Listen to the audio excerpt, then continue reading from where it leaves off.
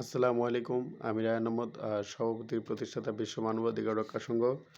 বাংলাদেশের মধ্যে বিগত ২০২৪ সালে সড়ক দুর্ঘটনায় প্রায় ২৪,০০০ মানুষ মারা গিয়েছে।